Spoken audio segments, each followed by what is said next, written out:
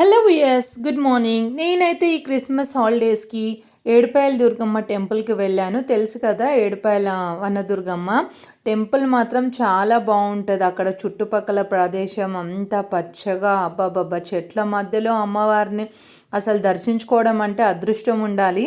ఎప్పుడైనా మీరు వెళ్ళకపోతే వెళ్ళండి. ఇలా ఎంట్రీ ఉంటుందన్నమాట. గుడికి దగ్గరలో ఇలా వాటర్ ఉంటుంది. మనం కాళ్ళు కడుక్కోవడానికి పాయలు పాయలుగా ఉంటుంది వాటరు.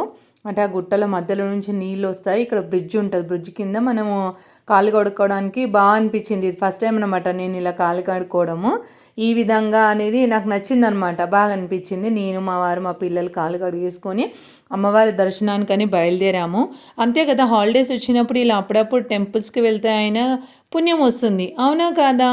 అందుకే ఇంకా క్రిస్మస్ హాలిడేస్లో చిన్న ఫంక్షన్ ఉంటే ఆ ఫంక్షన్ అటెండ్ అయిపోయి అమ్మవారిని దర్శించుకోవడానికి వెళ్ళామన్నమాట. చాలా బాగా అనిపించింది నాకు. కానీ టెంపుల్ మాత్రం నిజంగా చెప్తున్నాను అనుకోవద్దు, కానీ చాలా ప్రశాంతంగా, ఏ దానికి అంటే వసతులు కూడా చాలా బాగుంటాయి అక్కడ. ఏమే అమ్మవారు దర్శించుకోండి, పుణ్యం లభిస్తుంది.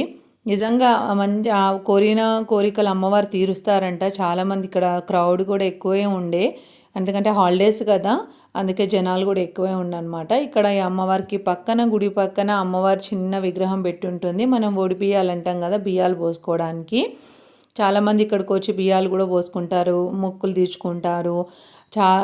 ఇక్కడ నేను వెళ్తూ ఉన్నప్పుడు కూడా చాలా రష్గా ఉంటుంది. ఇక్కడ మనము గుడి దర్శనం అయిపోయిన తర్వాత అంటే పెద్ద పెద్ద రాళ్ళ కింద మళ్ళీ చిన్నగా మనం దీపం పెట్టుకొని కొబ్బరికాయ కొట్టే స్థలం అనమాట ఇది.